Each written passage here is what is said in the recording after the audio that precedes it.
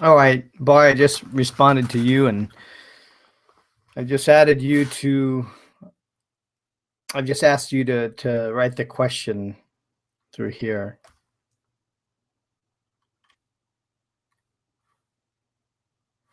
And by the way, if this doesn't work, it's not a big deal. I'll host another event because some of this stuff takes a little while to get used to. So it's not a problem if some people couldn't make it and they wanted to come at some other time. We'll host actually more regular events. And then hopefully get into some actual online sketching. There is something with Facebook too. Facebook uh, has a live feed, which I find pretty interesting. I think that'll be kind of fun to go in there and just film try to provide doing some quick tutorials or quick sketches online through the live feed on Facebook. So I might even try that after this. I don't know. No, but I still cannot see your questions. So there must be something going on. I don't know why, but I was wondering how I can draw cars in different perspectives. Okay. So that is your question. Bar's question is, I was wondering how I can draw cars in different perspectives. Well, the first thing I think you need to understand when drawing anything, we'll just forget about drawing cars just for a moment. But typically, the main thing you want to understand is proportion. Uh, Typically, what we do when people start off with drawing, or if you're drawing cars, is to start off with whether you're going to be designing a sedan, four-door sedan, if it's going to be a truck, if it's going to be a sports car, because they all have a different wheelbase. And one of the things that has always been difficult for me when I was even going to school is, or even like reading books, that I didn't respect, I would say, enough because I didn't really understand it, was uh, not only to understand those proportions and to work on the side views, because the side views are really, really important. But once you take the side views and start projecting them into different perspective, I found it really difficult to understand the shapes, whether I was looking at a front three-quarter view or a top view or a rear three-quarter view. And one of the main things that I decided to do to help fix that was working on perspective fundamentals with just basic shapes. So it gets really tough to do it at the beginning because your brain is just not prepared to comprehend so many details about the car, whether it's in the front three-quarter or if it's in the rear three-quarter. That's why the side views are a little bit easier, because when you start the side view, all you have to worry about, and the side view kind of gives you a lot of information about the vehicle. Because you are able to establish the type of vehicle that you are trying to sketch or you're trying to draw. And then slowly you start to rotate and understand what it looks like in the different perspective. So I would say that at the beginning, drawing the boxes, which is what I was kind of alluding to before, was I didn't quite understand why boxes were so important. And I would encourage you, if you want to start drawing vehicles, is to take the particular vehicle that you are looking to draw and then to break them down into very basic shapes. So don't try to get into details like the headlights, the tail lamps, get into all the details with the character lines or anything like that. Is try to understand what is the basic shape of this car. Is it like a wedge shape? Um, is it more blocky like a truck? And you deconstruct that vehicle into its most fundamental form. And then once you have that fundamental form established, that could even be in a side view, then you can start to rotate. Then you can start to look at the different perspectives. That's why when you're drawing boxes and you're using two-point perspective, that's exactly what you're trying to do, because everything you draw, even for these images right here, can be related back to a box.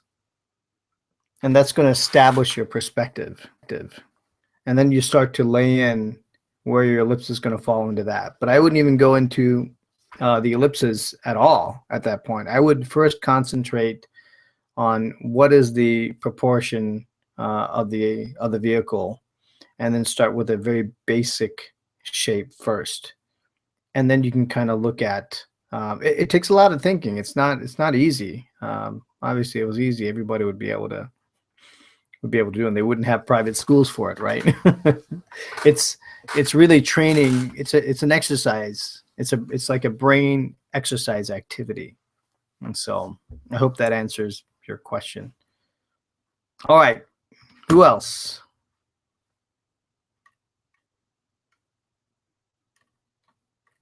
Again, Bar is using the chat box on Google Plus. So if you've not gone to Google Plus, I would go there.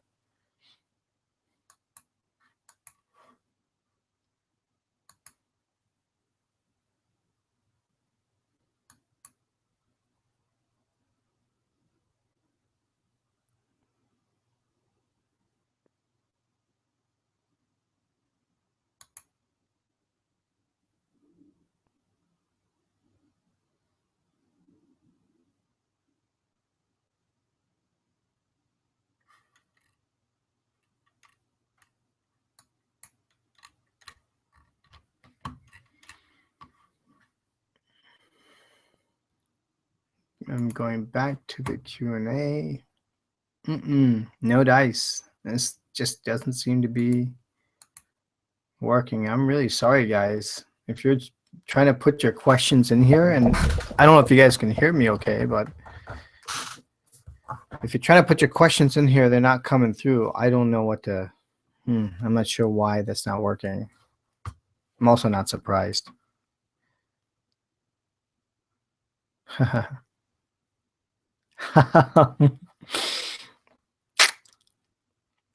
question from John. I smile when I say John, because John, who just joined, is a really good friend of mine. And he's asking, what he's asking me is what drawing tools are my favorite.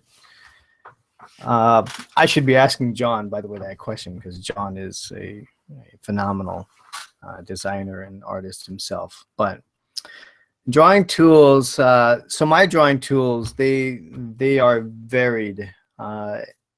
I get a lot of questions from people who ask me, what utensil are you using, or what pen are you using? What pencil are you using? And I can tell you it doesn't matter. Sometimes I may have a preference in a particular day. For me, it's just kind of strange because it's all on how I feel sometimes that day.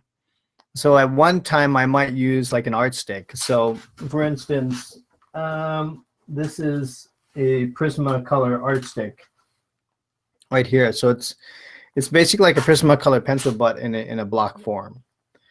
So if I'm drawing big, like in something like this size in newsprint, I will use the art stick so I can cover a larger area when I'm sketching or when I'm drawing.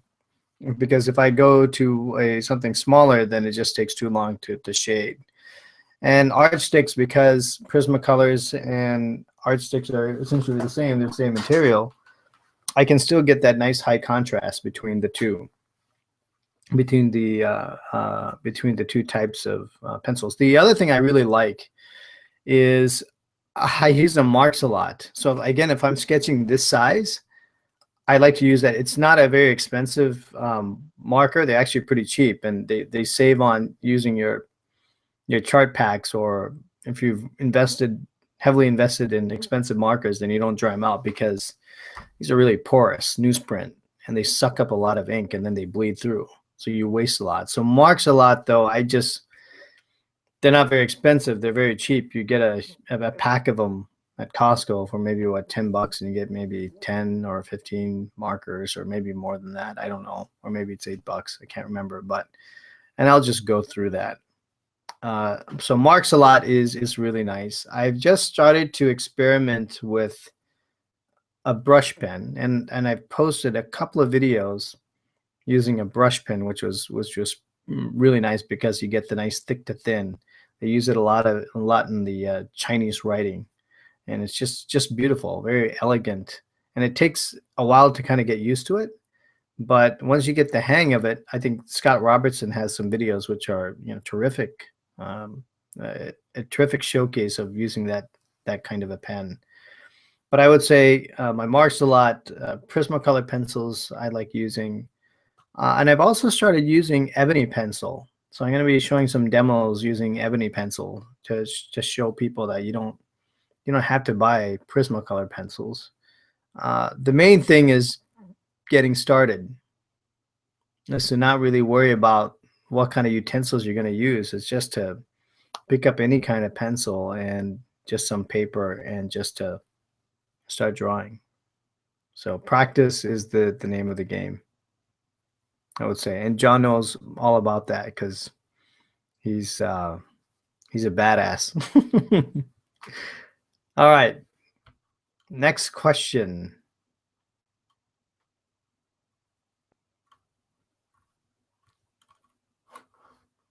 I'm really bummed, man, about this question. I tell you, Google's got to get their act together to figure out how these things work, or make it user friendly for me to figure it out.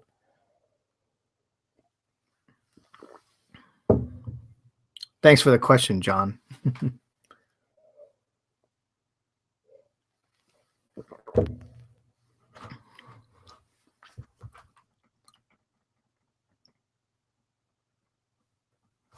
If you're wondering, by the way, it's not coffee. It's rum. Just kidding. It's coffee.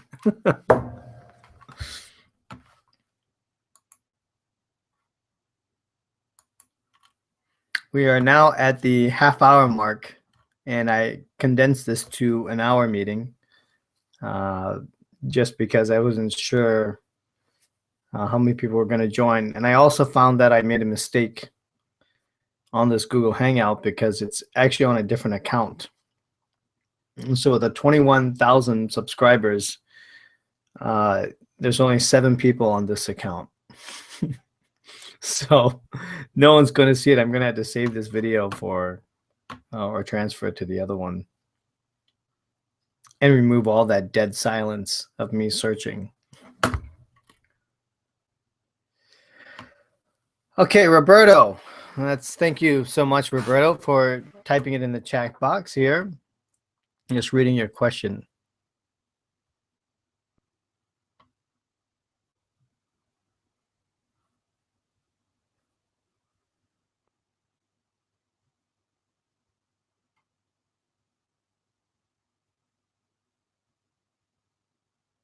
Yeah, okay. So Roberto asked a really, really good question, actually. So he said he just bought an Apple iPad Pro and a pencil, and digital pencil is what I'm thinking. He loves it. He's just getting into drawing. He says he's not an artist or anything, but he seems to be very interested in pursuing the craft. He uses pencils and papers, and he's bought Scott Robertson's book. And he's studying from Nico. So you know what? I don't know Nico, so Nico YouTube. Let me just look at that and see what Nico is all about.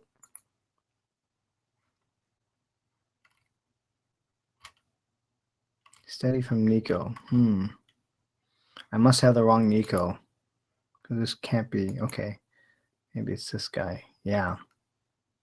Nico Vaporize RC. No, that's not the one.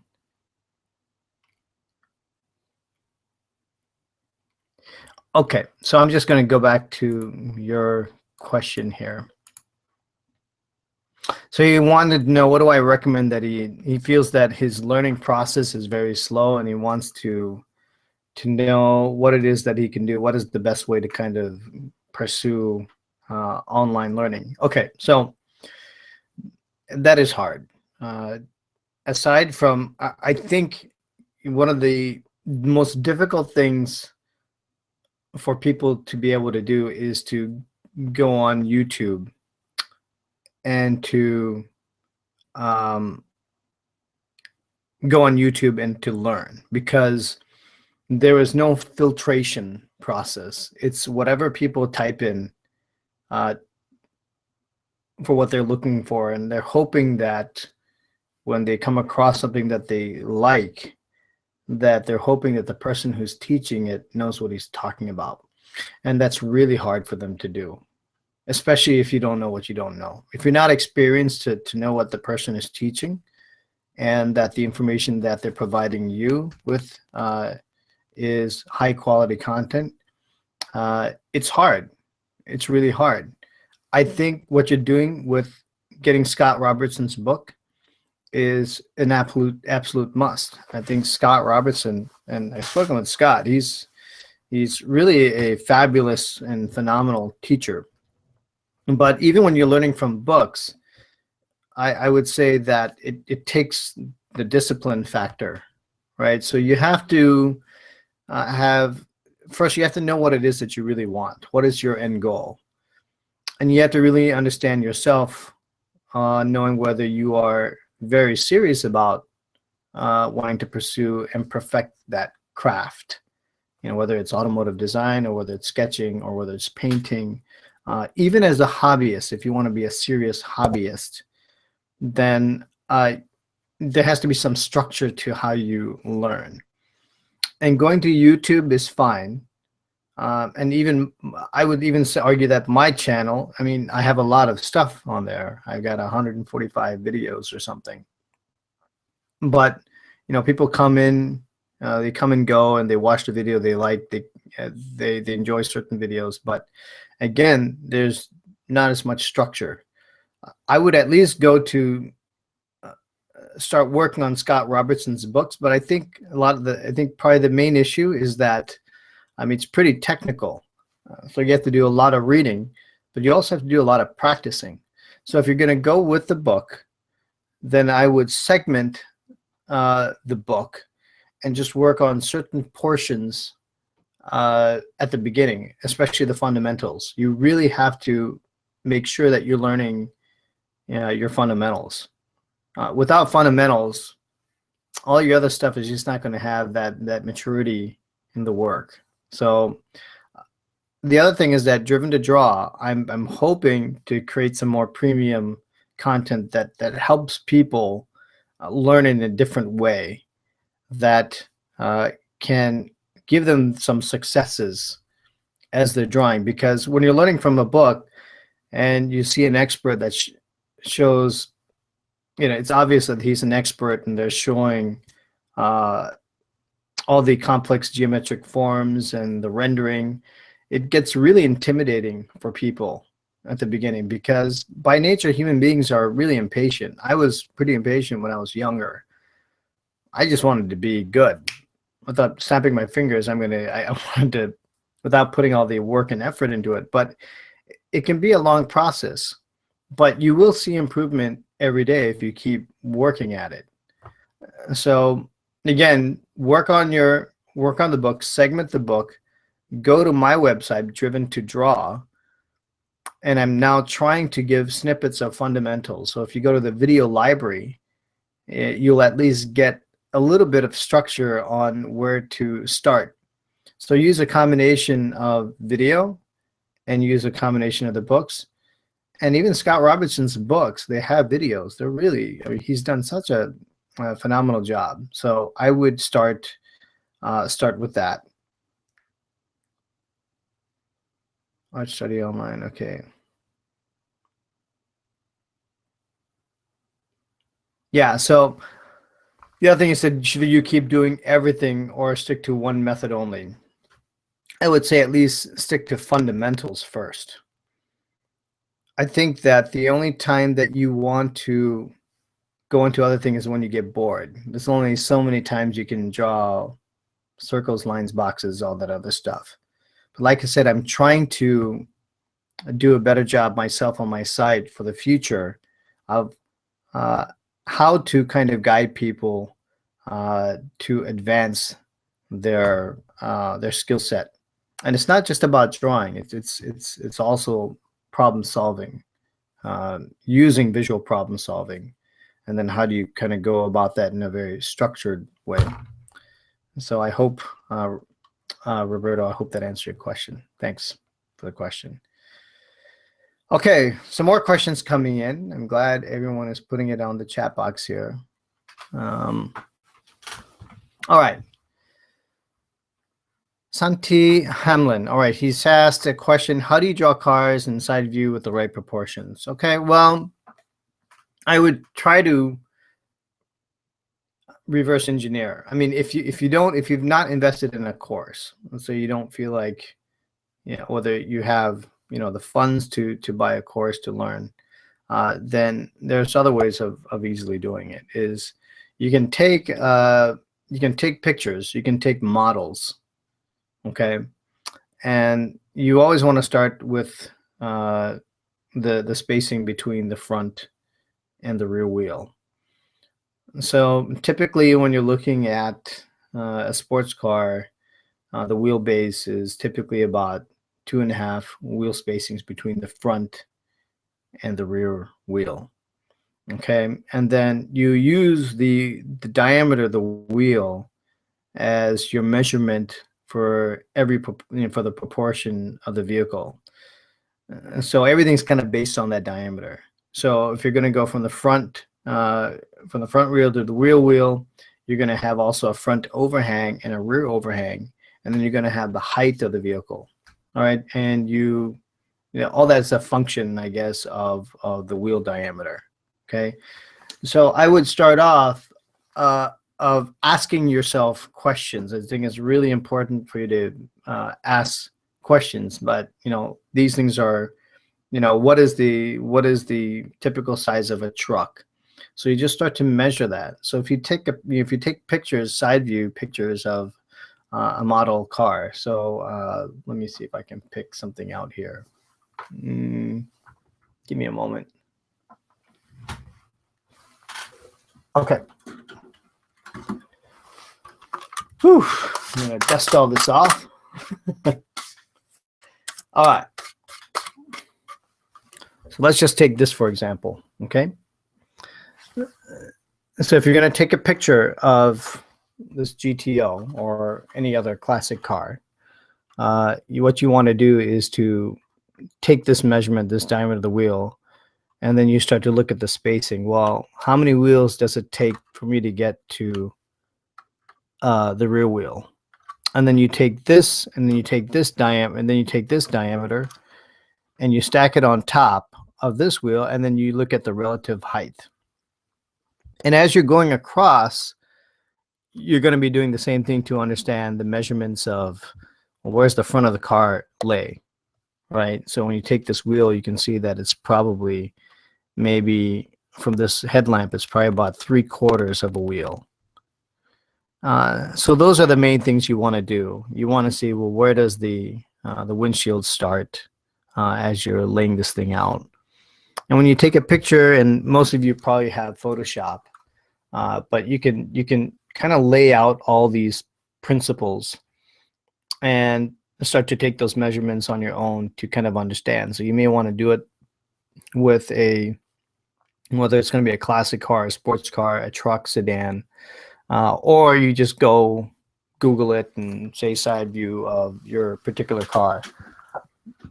Incidentally, I do have a course, a beginner's course on automotive design and illustration that goes through proportions as well. So, so hope that answers your question. Kind of reverse engineer it. Now we got Ibru Chandusu. Drawing different parts in a car. Okay, so here's another good question here. He's got, other than starting at the wheels, is there a recommended order for drawing the different parts in cars? It starts with that wheelbase.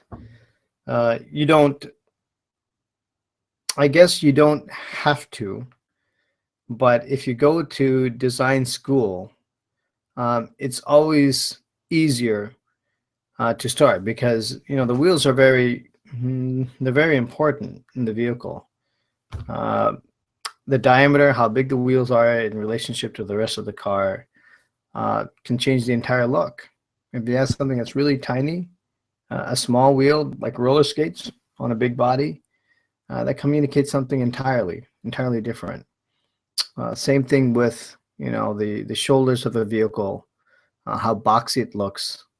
Uh, the boxy proportion makes it look a little bit more muscular, has a greater, more solid stance. So I wouldn't try to, there's reasons why people start with the wheels. So I would say that, for me, I've always started with the wheels because it looks really odd if you're trying to start a profile and then trying to put the wheels in afterwards. You can do it. You can always do it that way, but why? Once you've already measured, you want a sports car and they have to be 2.5 wheel spacings apart. And then from there, you can kind of look at, okay, the front overhang has to be a half a diameter of the wheel or 3/4 of the diameter wheel. And you can start to lay that out. So once you have like a template that shows that lays all those things out, then you can start to draw the profile of the vehicle in the right proportion. So hope that answers your question. Good question.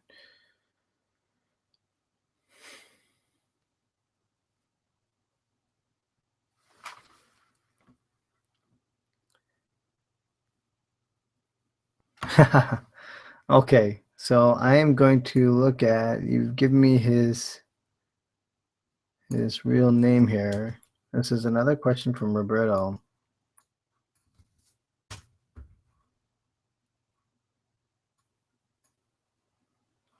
Nico, homepage artist of Nikolai Lockertson. Oh, I've never seen this.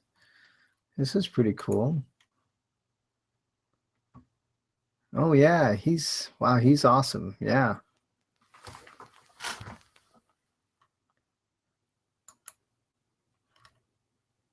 Very, very nice. Yeah, awesome stuff. Yeah, awesome. So he's doing things on iPad. Okay. Okay, this is good. This is really cool. I'll kind of keep an eye out on what he's doing. Let's see. He's got quite a bit. Okay, so anyway, what you mentioned before was that cars are really difficult. Yes, they are. They are very difficult. Like I said, it's probably why they have a lot of, these, not a lot, but, private schools that they go into training. It takes quite some time to master if you are trying to design them and make and come up with your own original work that looks believable. But you don't have to go to design school to draw cars, by the way. I mean, if your aim is to replicate something that you see, that you enjoy, then still taking pictures and gridding them out and trying to replicate them is also a very good skill set to have. And I mean that because I do that even now on things that I don't know.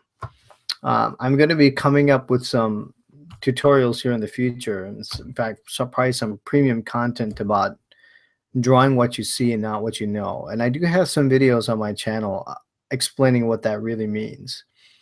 But when you are becoming an artist, or if you are interested in drawing even as a hobby, the byproduct of learning how to draw is really sharpening your ability to observe details and understand the world around you. And so even if you're an engineer, for example, and you're working in industry, having that creative mindset to be able to sketch out an idea and to draw things in perspective. You don't have to be a prolific sketcher or anything like that. But there's value. There's a lot of value in that. I mean, I see that, and not a lot of engineers that I can actually communicate in 3D and communicate an idea in 3D and share it with people. But there's definitely a lot of power to being able to go that route. Okay.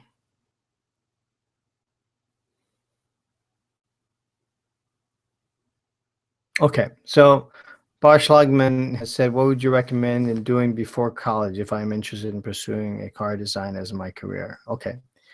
So if you're interested in pursuing a degree in automotive design, then I would definitely suggest that you try to enroll in some course, okay? Because you have to have a portfolio before you enter the school. And the portfolio is going to basically showcase, do you have if you have raw enough talent to be able to, for them to be able to say, you've got enough skill sets for us to be able to bring you into the school and mold you into being very proficient. Uh, Depending on the school that you go to, and automotive design schools are really expensive.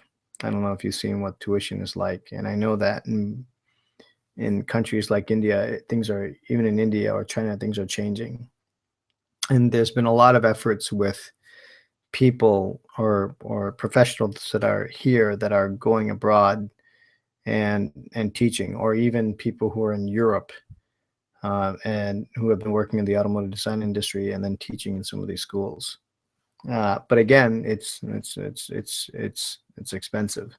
But what you need to do is that to prepare for that, like I said, uh, practice as much as you can, as long as you're sure this is the industry you want to pursue, and then take as many courses as you can. Again, what I was saying earlier, I think it was to Roberto, but you need a structured approach to your learning process. So if it's books, get books. Get books and have a routine, especially when you're young and you're not like me now, who's married and have working full time and have kids. You don't realize how much time you really have. And the best part about the internet, I would say right now, is that there are no secrets anymore. Everything is really available for you to consume. And when you go into school, school is just that. It gives you a much more structured approach to learning and to make sure that you're meeting particular deliverables. Now, you're going to sketch so much in school that to do that on your own takes an incredible amount of discipline. And most people, they don't have that discipline. And even if you did, you really need that mentoring and the feedback from your instructors to tell you what's wrong and what to improve. So, but all that's not going to matter before school anyway, because they're going to look to see that you have some raw ability, which you can develop. I strongly believe anyone can draw and develop the skill sets. So, okay, so that was another question. We've got we got 9 minutes, so I got time for one more question, and then I'm gonna probably change some things up next time because I didn't prepare this correctly because I got it on my wrong email address. So I might even try some things on Facebook. I'll try again on Google Hangouts as well, and just make sure I got the right email address. So, all right. We have time for one more question. And like I said, we still got what, 9 minutes. So,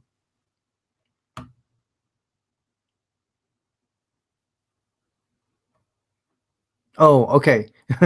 Ibu Chandusu. Okay. So you're saying what's next after the wheels? Okay. Okay. I gotcha. I see. That's what you're, okay. So yeah, once you finish drawing the wheels, then you can look at this, there's the belt line where your window is. That's what I typically lay in. You get your belt line, you get your profile, and then I start to add once that's done, that plane is done, which is, so I draw the wheel, and then I get the belt line, which is this right here. And then I go for the windshield, and then I establish how far the windshield has to go back. So if it's kind of like a crossover vehicle, kind of like this, then I take it to a hatchback, and this is pretty extreme, window being this small, this being bulky, but that's kind of what gives it that truck look. But I would do that, get your roof line, and just make sure that you have, enough spacing for where your door is and clearance to this wheel. So you get that. So wheels, then you get your belt line, your roof, and then I start going in with the front, and then I go to the rear if I'm doing a side view. So hope that answers your question.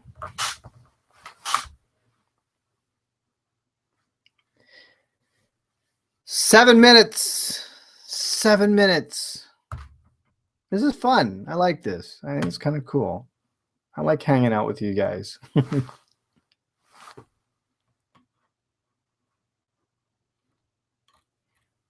Any more? Okay, I'm going through the list here.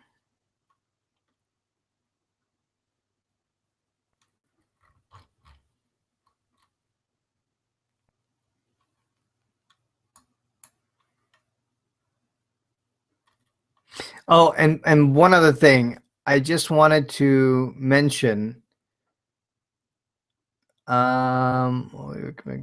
Okay.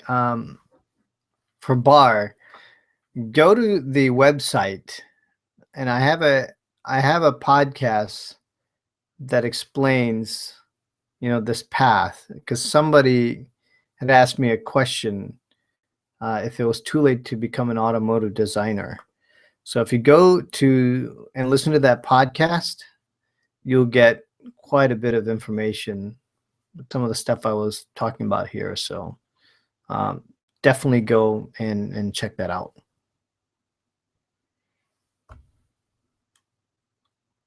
In fact,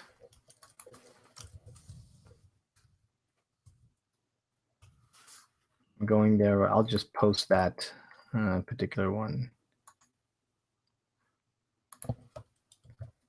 So here it is.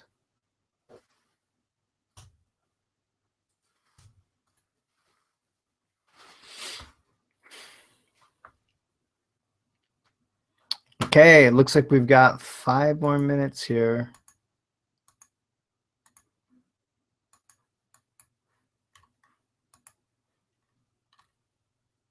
All right. We got possibly time for one more question. And I don't know whether this is just going to stop broadcasting because it ends at 10 o'clock. So if it does, I apologize, but I'll probably have to do this quite a few more times before, just so I can get used to this whole process and how this works, and hopefully still try to figure out why the questions are not popping up here.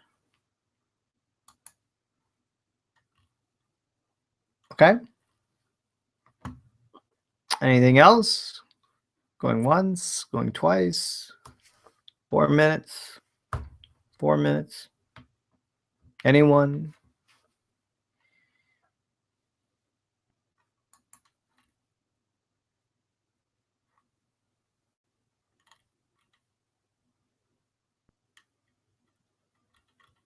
Okay. All right. Looks like that is. Okay, great, Bart. Thank you. Yeah, definitely review that. Let me know what you think. And also, by the way, if anyone has been listening to any of the podcast, if you can go to iTunes and let me know what you think or provide a review, that would be really awesome. I would really appreciate it.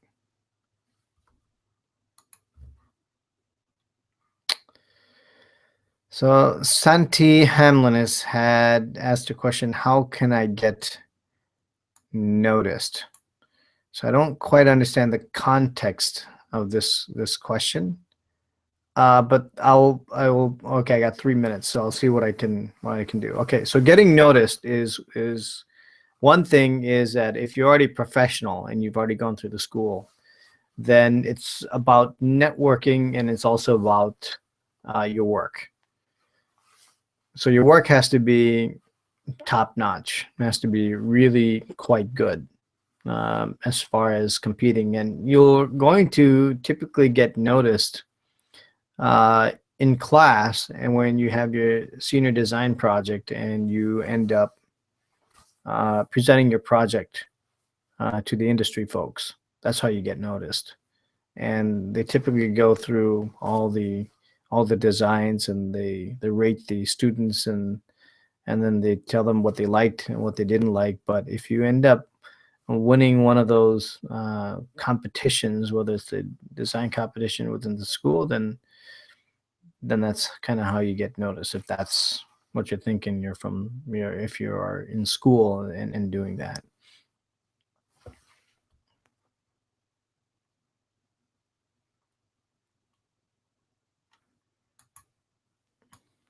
And if you're at work, by the way, then getting noticed is, again, your work has to be really good. You have to be able to showcase what your contribution has been with the company, what are the things you have worked on, and then you kind of have to network with people. Okay. All right. So that is it. I think we've got most of that. I think this was fun. I don't know what you guys all thought about it. Send me an email. Let me know what it is that you guys thought, and what you guys, whether this is something that you guys enjoy. This is something you want to see more of. And like I said, I haven't quite figured out what I'm gonna do. Whether I'm gonna be using the Hangouts more, or whether I'm going to maybe look at Facebook. So stay tuned. I'm hoping to just want to be more engaged with you, and maybe it might get into a situation where we do a live hangout where you can actually speak or talk, because this wasn't too big, which was good. We can spend more time on the questions. But if we get maybe a group of 15 people, then I know that we can do a Google, instead of a Google Plus, I think there's like Google Hangouts or something. And if I invite you specifically instead of doing a live event, then I can see your faces and you can actually talk to me, which this is what we did last time, which was really cool. It was awesome. That way there's a little bit more interaction. I enjoyed this. I like helping people. I like trying to inspire them to do their best work. And I think that's it's our part of our responsibility. We should be doing that as professionals. We have to help people get a leg up in life. So I hope you enjoyed it, and I will hopefully see you on the next time, and I'll try to send out a notice maybe a little bit earlier so that you guys have more time to react and respond. But like I said, keep the questions coming. Visit the site. Check for the updates. Check for those emails, and we'll stay in touch. So again, thank you so much. One other thing, by the way, I forgot before I leave.